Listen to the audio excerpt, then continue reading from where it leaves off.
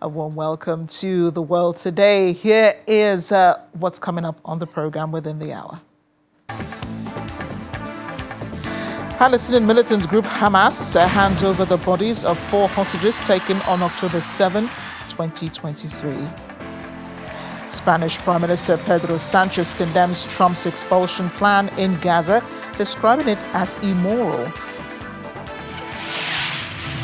Ukraine's President Volodymyr Zelensky says his country's future is not with the Russian president. The World Today starts now.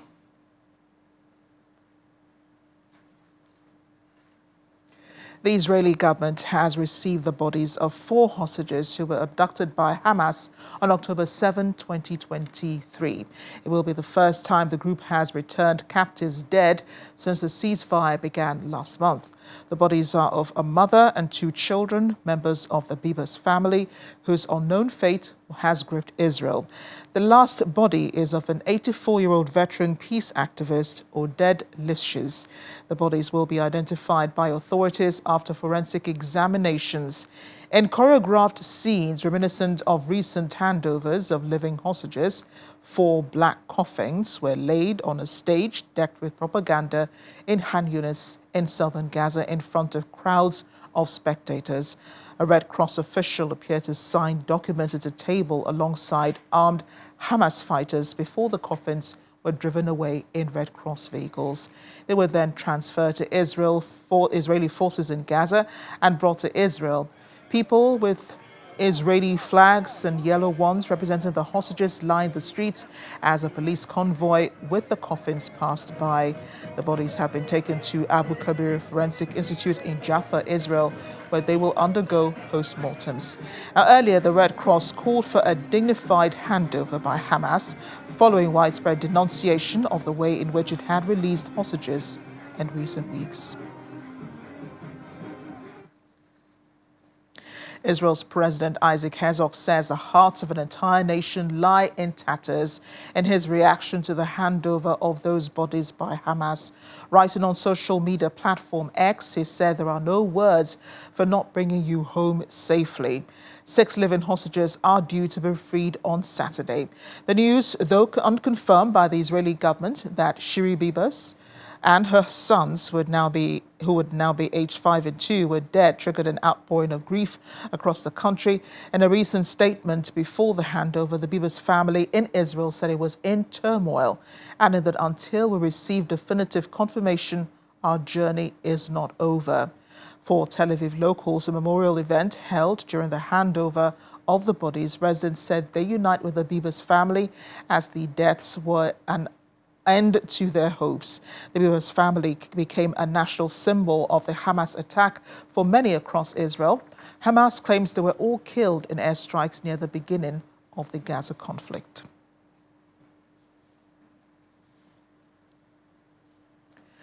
As for the Israeli Prime Minister Benjamin Netanyahu, his heart is torn, so is everyone else's. So this he said in a video address, also commenting that all of the world's hearts should be torn because this demonstrates who we are dealing with, what we are dealing with such matters. We are grieving, we are in pain, but we are also determined to ensure that such a thing never happens again.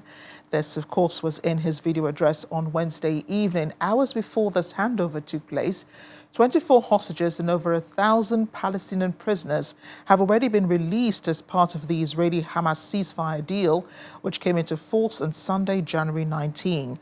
The agreement itself covers 3 phases, with the first 6-week part set to include the release of up to 33 hostages and nearly 2,000 Palestinian prisoners.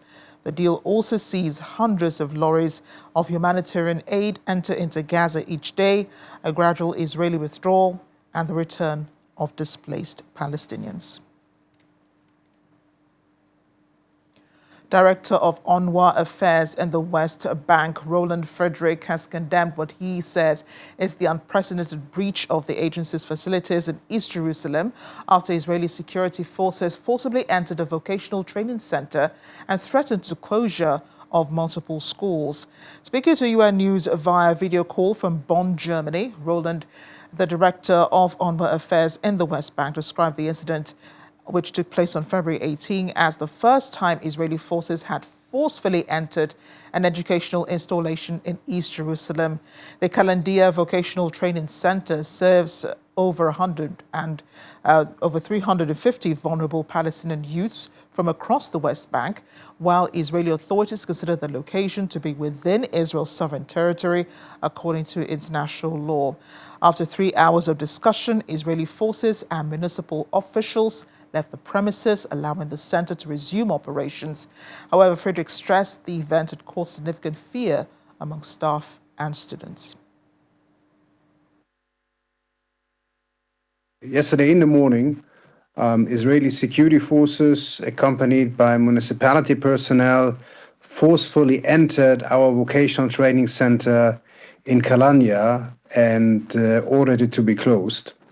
That vocational training center provides, training to more than 350 vulnerable Palestinian youth from all over the West Bank.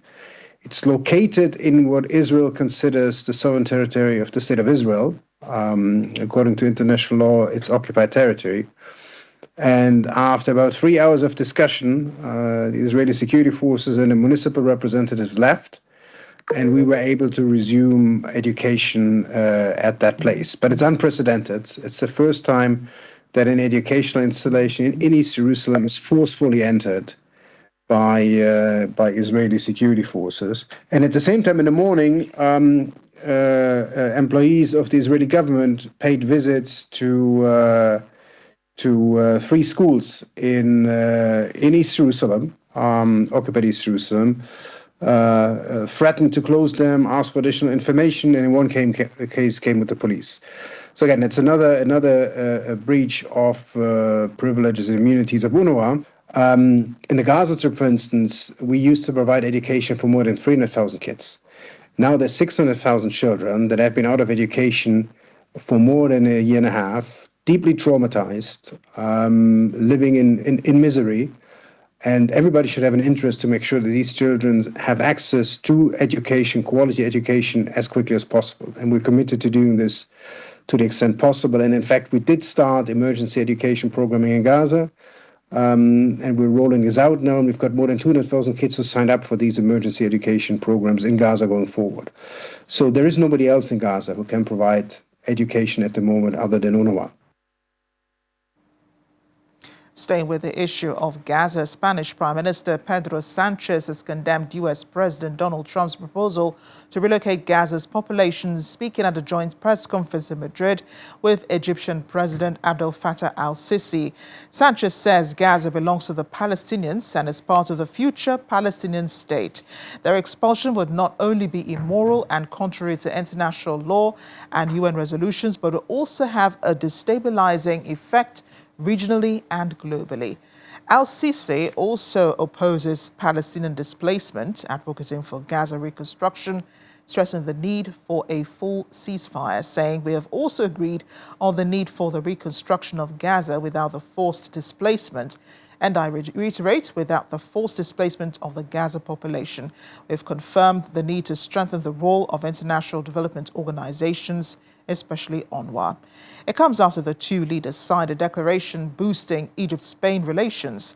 Earlier, U.S. President Donald Trump announced a plan to relocate nearly 2 million Palestinians from Gaza and manage the territory, encouraging Jordan and Egypt to accept the displaced Palestinians, which both countries rejected. Spain has been an active supporter of Palestinian statehood and previously committed to recognizing Palestine if the European Union did not reach a consensus on the issue. And in May last year, Madrid recognized the Palestinian state alongside Ireland and Norway, earning the support of many Arab countries, including Egypt. Let's head to Ukraine now, where President Volodymyr Zelensky has met with the U.S. envoy for the war in Ukraine, Keith Kellogg, but their joint news conference afterwards was cancelled at the U.S.'s request. Cameras were briefly let in before being ushered out, and the pair are currently still in talks in a format imposed by Americans, with Ukrainian sources saying Kellogg appears increasingly sidelined by the Trump administration. Earlier today, the White House National Security Advisor Michael Waltz said Ukraine needs to take a hard look and sign the deal. The deal he's referring to here was proposed by U.S. President Donald Trump in a statement on February 3rd. Ukraine in the deal would supply the U.S. with rare earth minerals as a form of payment for Washington's financial support. The deal also suggests the minerals could be compensation for the aid that the U.S. has already provided to Ukraine since Russia invaded in 2022. But Zelensky publicly rejected this bid from Trump, claiming that it is not a serious conversation and he cannot sell the state.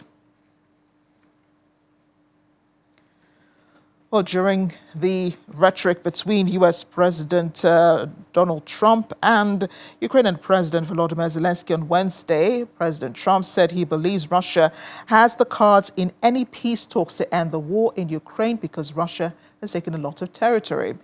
President Trump was speaking to the BBC. He said he trusted that Moscow wants to see an end to the war, which Russia started when it waged a full-scale invasion almost 3 years ago. Trump was flying back to Washington, D.C. after speaking at Saudi-backed investment meeting in Florida, where he called President Zelensky a dictator for the second time in a day. Trump has been angered after Zelensky reacting to U.S.-Russia talks in Saudi Arabia, from which Kyiv was excluded, said the U.S. president was living in a disinformation space governed by Moscow. Now, when asked if he trusts that Russia wants peace, Trump said, "I do." He was speaking after lashing out at Zelensky in Florida, where Trump called the Ukrainian president a dictator just hours after using the same word in a Truth Social post. A White House official said Trump's post was in direct response to Zelensky's disinformation comment.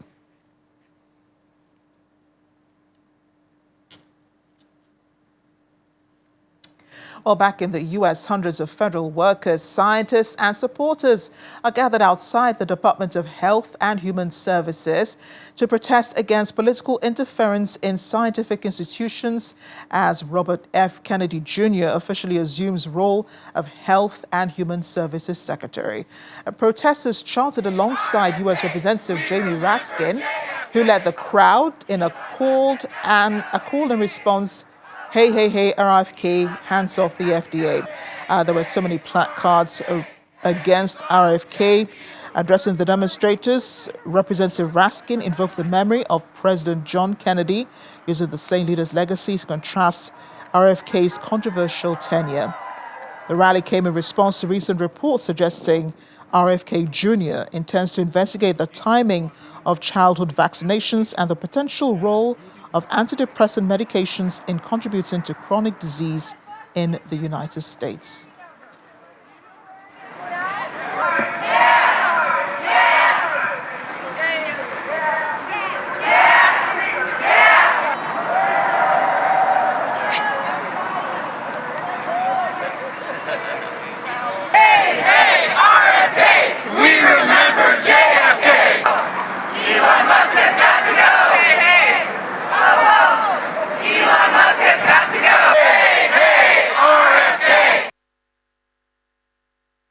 John F. Kennedy, a champion of science, a champion of medical research, a champion of democracy and NATO, a champion of human rights all over the world. That's the Kennedy we're standing up for. And the great thing about democracy is it's going to win against the autocrats, the plutocrats, the theocrats, the dictators, the despots, and the enemies of science. And that's why we're here to fight the administration to make sure we can continue allowing you all to do the basic research that we need to save lives, not just here in the United States, but across the world, right? So much to unpack with U.S. President Donald Trump, both domestic policies and international foreign policies. Joining us now is Professor of International Law and International Relations and International Economy as well, John Patrick Ifedi. He joins us from Washington, D.C. Professor John, thank you for joining us on the program today. Thank you very much, Amarachi. Very good. Thank you for having me. Thank you again. Indeed, it is. It is interesting that you're joining us today, and I must add that Professor John Patrick Efedi is a professor at Howard University in Washington D.C. Just had to put that out there. You have listened to President Trump rant on and on about the Ukrainian president, about the talks that the U.S. officials, Secretary of State Marco Rubio, had with Sergei Lavrov and other officials in Saudi Arabia. He has lambasted the Ukrainian president, said all sorts of things. I know there's certain people who watch this and who say, well, the U.S. president is right. Zelensky did, drop the ball, did commit faux pas with Russia. What do you think? Well, it is rather curious that a major arbiter and a hegemonic power in international affairs is in this time with regard to Ukraine taking the positions that the president is taking at this point. The president has his own approach, which everyone knows, is straightforward, and but judging from past diplomatic efforts in cases like this, you expect that the president would have not, tried to be drawn into the controversy between himself, the country, and a major stakeholder in the agreement. Like you mentioned earlier in your program, you see that Ukraine appears to be off the table in the discussions about the fate of their own country, which is very disheartening. And quite a lot has happened since that invasion, and many commentators and observers are taken aback by the fact that the president indicated somehow, and I'm sure he probably misspoke, that the invasion was, started by Ukraine, but that was really not the case. But the peace talk requires that America be seen as a fair arbiter in the discussions between Ukraine and Russia, and that Ukraine be at the table at all times where their fate is being decided. But You think that's the reason why former U.S. President Joe Biden didn't interfere much when it came to the war in Ukraine? I mean, he did pledge billions, or let me just say millions of dollars in military aid to Ukraine, but never sent officials to hold talks or to even try to reach out to the Russian side in an effort to broker peace between the two. you see, during the Biden administration, my feel is that the Russian behavior towards Ukraine, the preemptive invasion of that country, is really an affront to the international order. The Westphalian model, a very linchpin of this model and enshrined in international law, is that countries are sovereign countries and should not be invaded at will. And so I believe that the Biden administration was intent on ensuring that Russia withdraws from Ukraine before any kind of peace talk takes place. Even though Putin has his own reasons because of, the concept of security dilemma, an attempt to try to strengthen one country can be seen or can be seen as a threat in another country. In this case, Russia felt very uncomfortable with having a potential NATO country drawing very close to its own territory. Just as the United States might not want any security arrangement or organization involving Mexico having a foothold right next to America's doors. We saw during the missile crisis in the 1960s how the Kennedy administration reacted when, Khrushchev tried to plant some missiles or actually put some missiles in Cuba. We reacted very strongly about it. And eventually, with some diplomatic trade-offs, those missiles were withdrawn. But the Biden administration's approach was, if necessary, to help Ukraine to stand its ground, to fight until the war maybe reach a stalemate, and then the two sides can sit down and discuss as equals. But in this case, this administration is taking a different approach, and you cannot fault them for the approach that they want to take. What we're looking for is the final outcome of the peace talks. However, it is organized or shaped. Most commentators and observers are looking for what the final outcome is, but potentially it might not be the best outcome because uh, this this structure of peace negotiation is in a way unprecedented because Ukraine is not being taken very seriously in matters that concerns its own country, where they've shed a lot of treasure and blood, and the name calling does not help, at all. That's what I think. Yeah, he's referred to the Ukrainian president as a dictator, saying that he refused to hold elections when he was supposed to hold elections. What elections couldn't hold when they were supposed to hold, I think, in 2022, because the country was in an active war situation with Russia. So there was the martial law already enforced in Ukraine, and I don't know how many political opponents he probably had at that time. I know that Ukrainians do have a plan to conduct elections after this war is over. Zelensky, of course, will not be involved in post-war Ukraine. But is it enough to do you think that Trump's comments are demoralizing for the Ukrainian president and for the Ukrainian people who are sitting back home and having to listen to this, having had America as a partner in the past, and now the tables turn and they see their greatest supporter this time siding with Russia? I'm pretty sure that the Ukrainian President Zelensky is not very happy about that comment. And you can't go really chasing rats while your house is burning. Elections can be very complex, and it's a national enterprise to have an election. And it's very difficult to do that while you have an active war going on. So I can understand how that country will probably defer those elections pending the end of hostilities. In many countries around the world, history shows that it is very rare that people try to hold elections while they're in a war footing with another major country. And how do you arrange the polls? Who comes out to vote? Many Ukrainians are not even in their country anymore. They've left as refugees. And there's quite a substantial level of destruction in that country. So I don't know. And if they're going to have international observers, where are they going to go? They're going to be put at risk. So there are many moving parts to election. And for elections to take place credibly in a very free and fair situation, you need some measure of peace in that country and stability. And Ukraine doesn't have that right now, so I can understand that. But at the same footing, it doesn't help that Ukraine, which needs a lot of help and have received quite a substantial amount of help from the United States, will put itself in a situation where the Ukrainian president is bantering with the American president, because America is a very powerful nation and must be part of the settlement.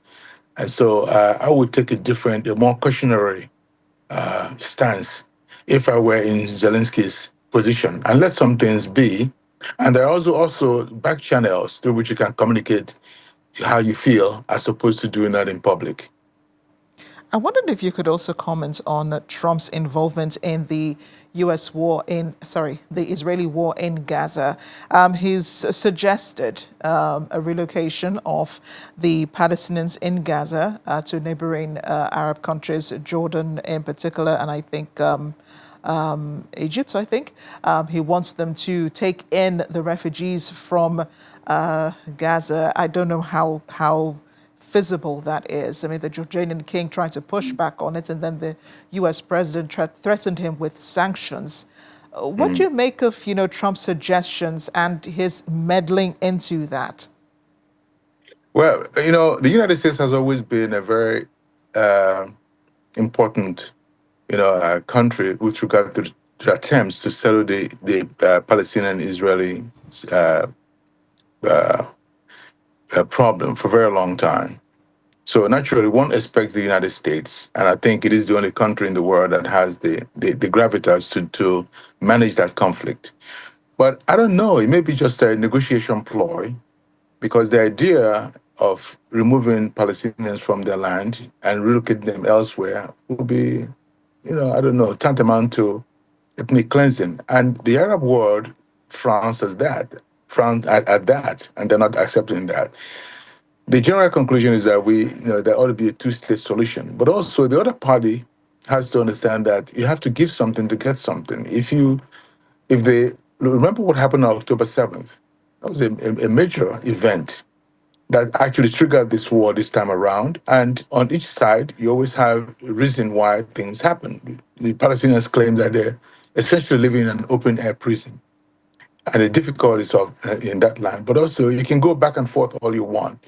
But if the other side is not accepting of a two-state solution where two countries can live in peace side by side, that problem is going to be intractable and difficult to solve. In my view, I feel that removing Palestinians from their land to elsewhere, wherever that may be, and occupying that place either as an American territory or extended territory of Israel is simply going to extend the conflict indefinitely because I don't think that the Palestinians will accept that.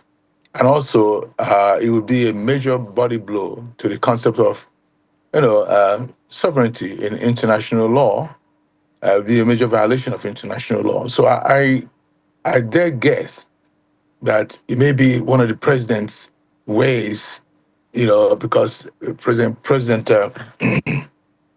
Trump has some unconventional approaches to things. Sometimes they work very well, sometimes they fall short. But my guess is that it's probably just a negotiation, ploy to try to force or compel Palestinians to accept some kind of a peace settlement there, because the alternative would be much worse. That's what I like to think. I don't think that is something that America is going to, eventually try to do. But we wait and see. You never know. Again, President Trump's approach is always very unconventional, and sometimes it can be very successful. So we will just wait and see. Yeah, very unconventional. So is the way he has been governing America since he became president on January 20. I thought to ask you about, the bromance between President Trump and Elon Musk. Has given him unlimited powers to reduce the number of federal workers to save the country some money. How do you think that's going? I mean, you're there, you're seeing it all. Well, the president believes that Elon Musk is an advisor and not a functionary of government, and is willing to take his advice.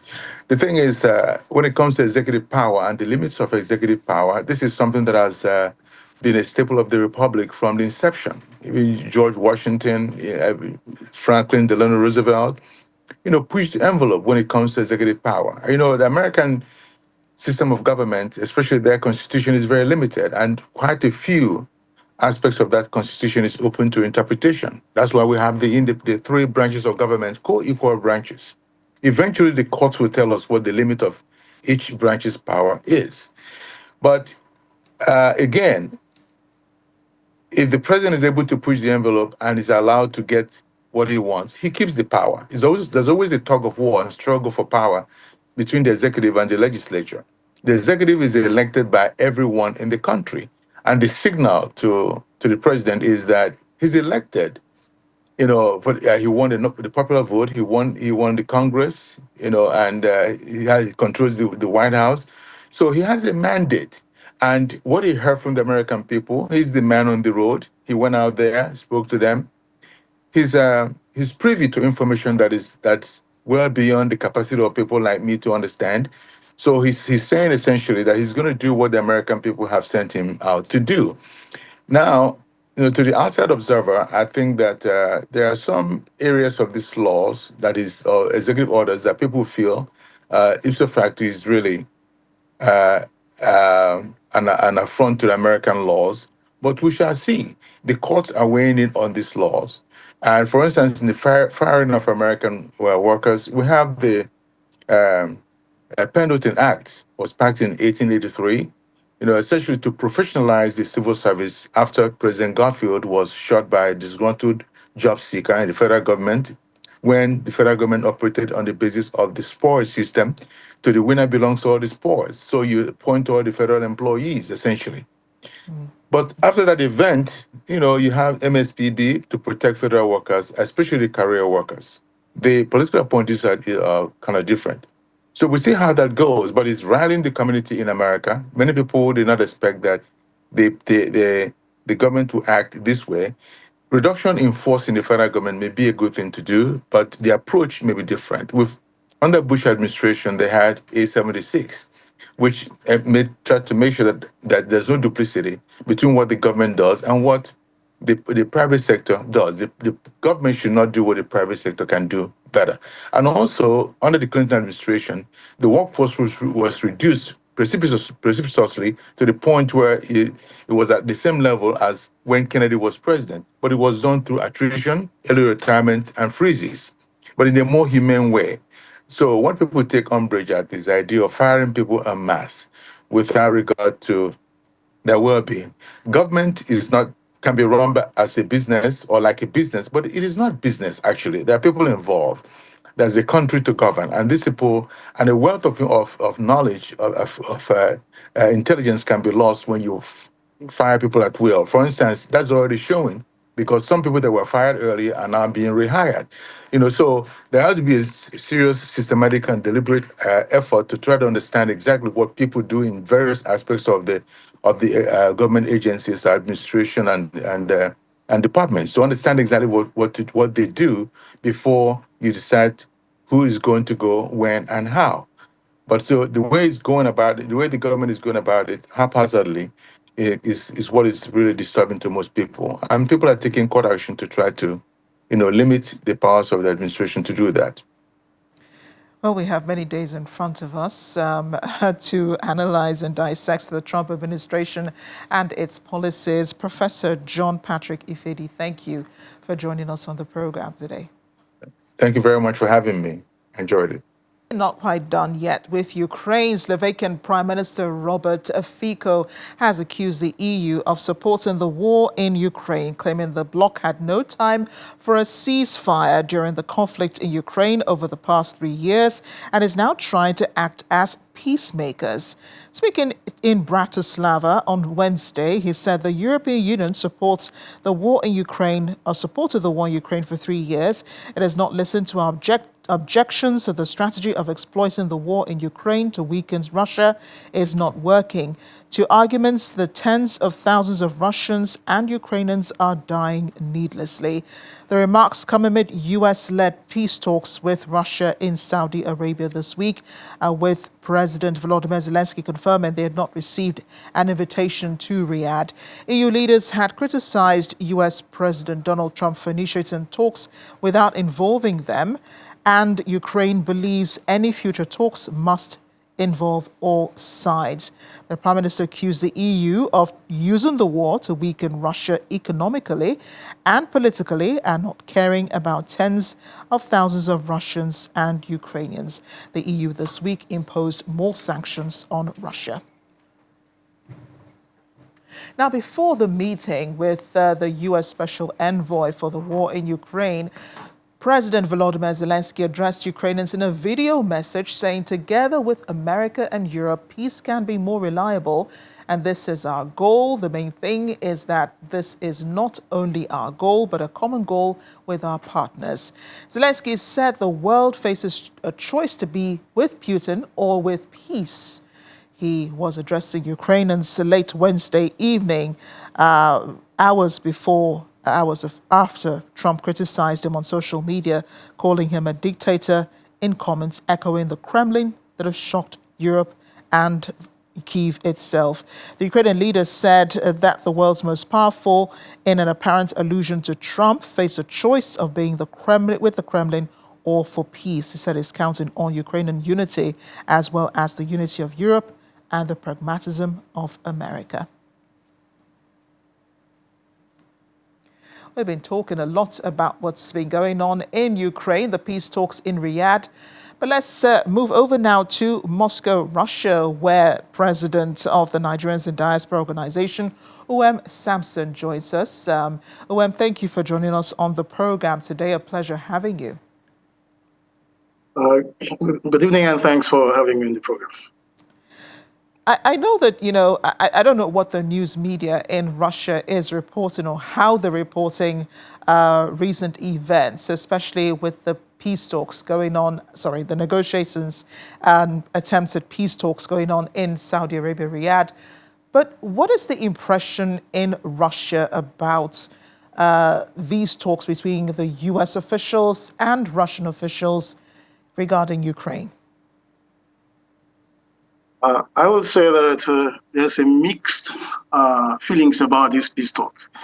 Officially, the government is very cautious of what could come out of the peace talks because they speak about the peace talks that were held, which resulted to Minsk I.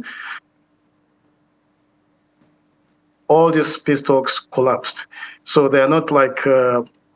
They are actually enthusiastic, and a lot of people want the war to end. We could see it by the results of the that showed in the stock market when President Donald Trump spoke with President Putin.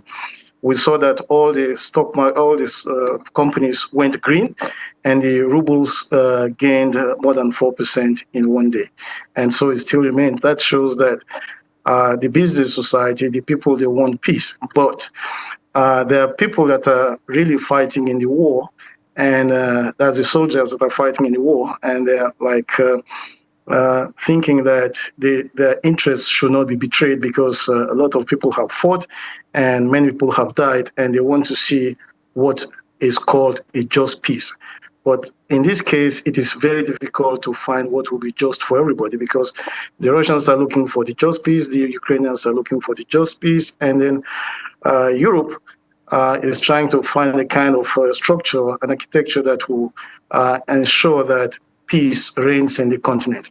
But the difference is that what each side calls a just peace is very different from what the other side is thinking. And this week, Europe, the EU, imposed new sanctions on Russia. I think it's 7th major sanctions on Russia. We've seen this sanctions being imposed in the past. And having spoken to some analysts and some people who live in Russia, there really isn't much of an impact that they seem to make on the economy, is there? Yes, I will agree with you because even the last package of sanctions, I think that's the 16th, it's not even being felt and nobody's even talking about it. I think the first maybe 5 or 6 package of sanctions was being discussed because the businesses were thinking of how to survive, and anybody that the sanction was had something to do with were very concerned about how to survive inside it.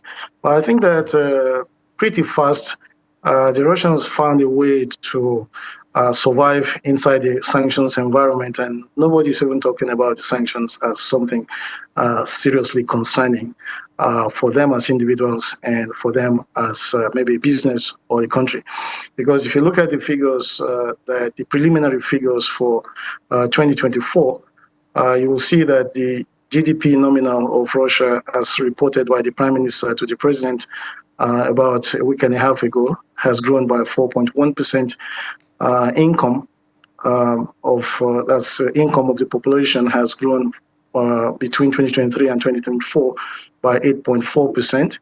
Although the inflation is about, like officially as reported by the central bank, is at about 9.5%, but it is believed that inflation, that's the digits are double actually.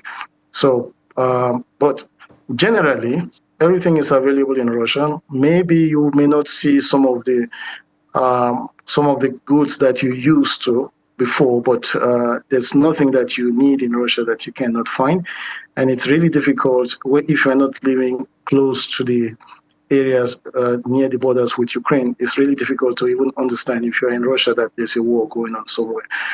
But I understand Donald Trump why he wants to stop the war because.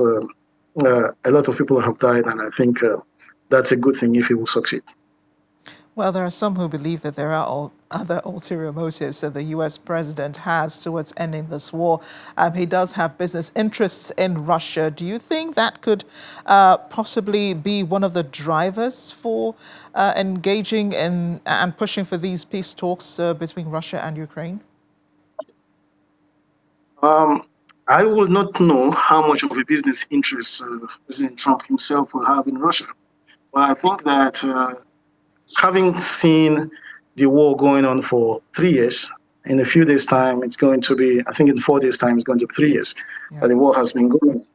And nothing significant has changed.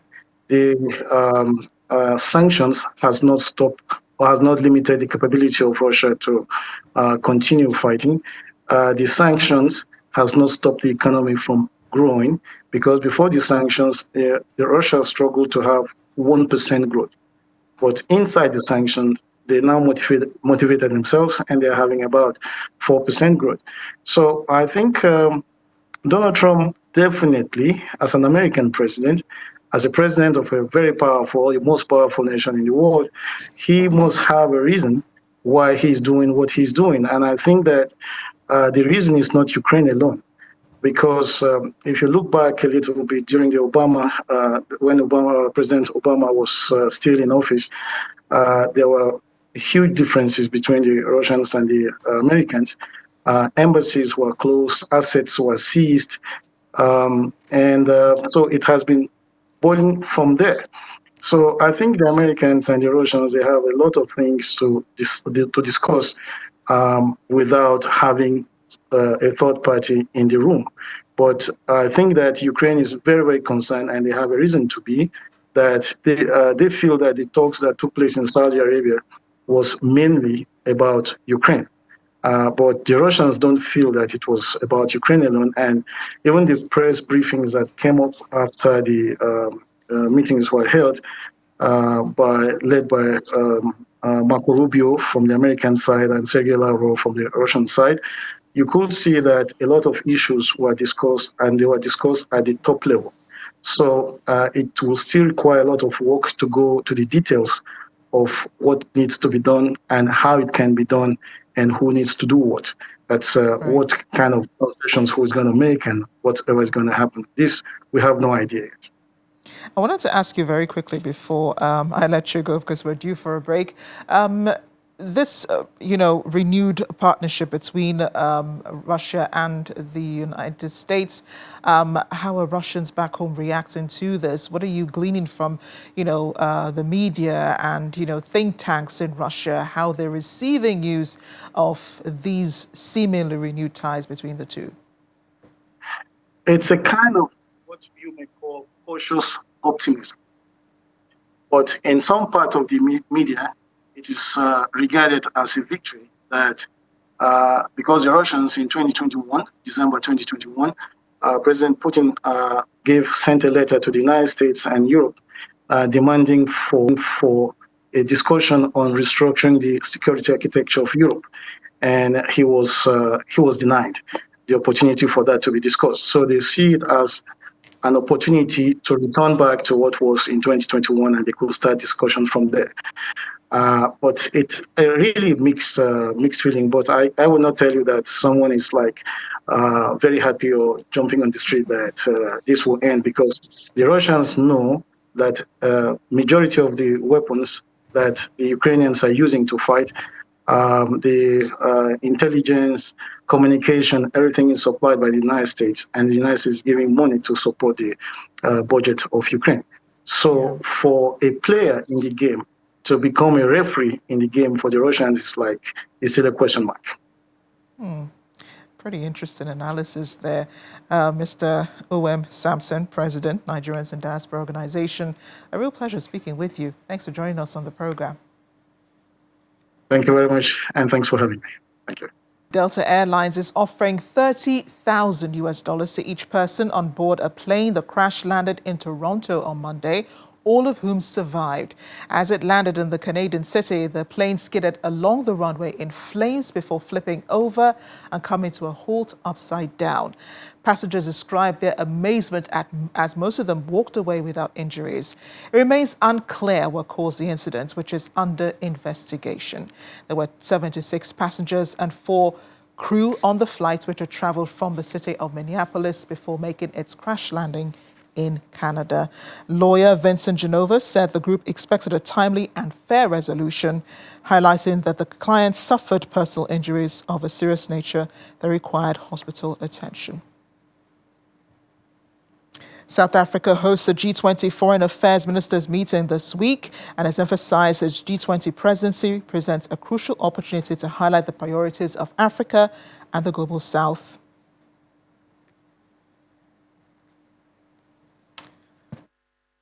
Message of welcome to the various foreign ministers that will be in attendance.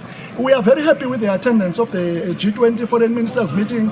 Between the G20 members and the invited guests, we will have about 35 foreign ministers in Nasrec over the next 2 days, participating actively in the meetings. In addition to that, many international organizations have been invited, and all of them will be represented at the highest levels possible.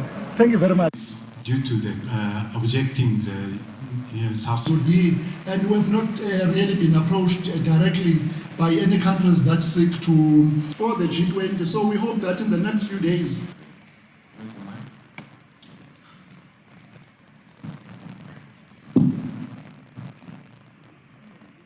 It's almost.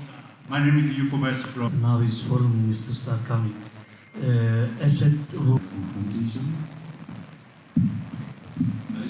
This is the beginning of our presidency. We've got a presidency for the whole year. They're taking over the presidency next year. How will their lack of high-level attendance impact the handover of the presidency? And second question, will South Africa... Due to the objecting the South would be, and we have not really been approached directly by any countries that seek to for the G20. So we hope that in the next few days.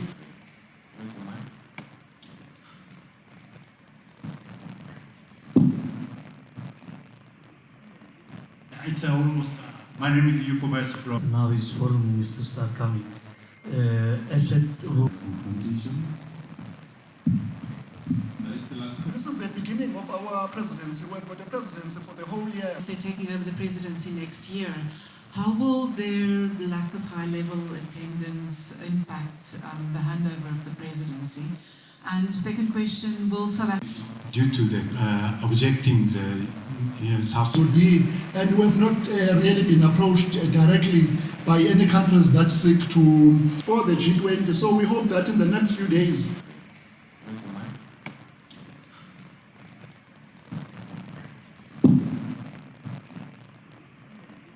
It's almost. My name is Yuko Bess from. Now is foreign ministers are coming. Asset. This is the beginning of our presidency. We've got a presidency for the whole year. They're taking over the presidency next year. How will their lack of high-level attendance impact the handover of the presidency? And second question, will South Africa... Due to the objecting the South would be, and we have not really been approached directly by any countries that seek to for the G20. So we hope that in the next few days. Well, here in Nigeria, the United States ambassador to the country, Mr. Richard Mills Jr., has given assurances that American government will investigate allegations of terrorism financing leveled against the United States Agency for International Development. The ambassador stated this while fielding questions from journalists after his meeting with the Nigeria Governors Forum in Abuja. Last week, the United States Congressman Scott Perry accused U.S. aid of funding terrorist groups like Boko Haram.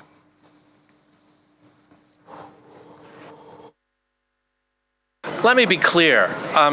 There's no friend of Nigeria that has been stronger in its condemnation of the violence of Boko Haram and Boko Haram's contempt for human life than the United States. We have labeled Boko Haram since 2013 a foreign terrorist organization, a designation that was designed to block Boko Haram from carrying out any asset transfers to the United States, allows us to arrest and seize members of Boko Haram, and allows us to cooperate in investigations with the Nigerian government. We, I can assure you, have policies and procedures in place to ensure that USAID funding, any of our assistance funding, whether it comes from USAID, the Department of Defense, the State Department, is not diverted to a terrorist group like Boko Haram. There's absolutely no evidence that I have seen that has occurred. And certainly if we ever had evidence presented to us that a program funding was being diverted to Boko Haram, we would immediately investigate along with our Nigerian partners. And so I just want to be clear that when it comes to Boko Haram, the United States stands with Nigeria in wanting to rid this country of the scourge that organization represents.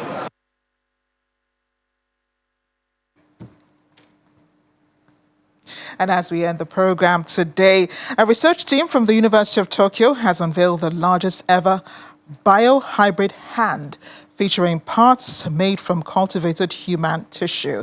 A team led by Shinzu Ren and Shoji Takuchi from the University of Tokyo's Graduate School of Information Science and Technology, and Yuya Morimoto from Waseda University's Faculty of Science and Engineering has developed a robotic hand that moves using living muscle tissue. The hand measures 18 centimeters long with a 6 centimeter palm size, described as roughly the size of a newborn's hand, and 5 fingers capable of independent motion.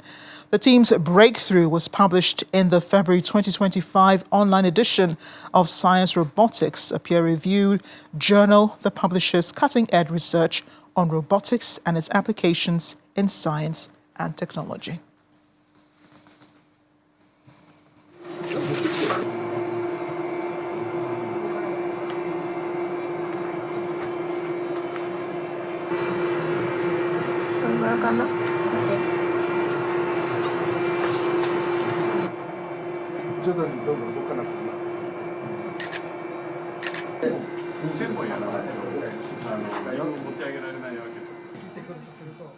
What a world we live in.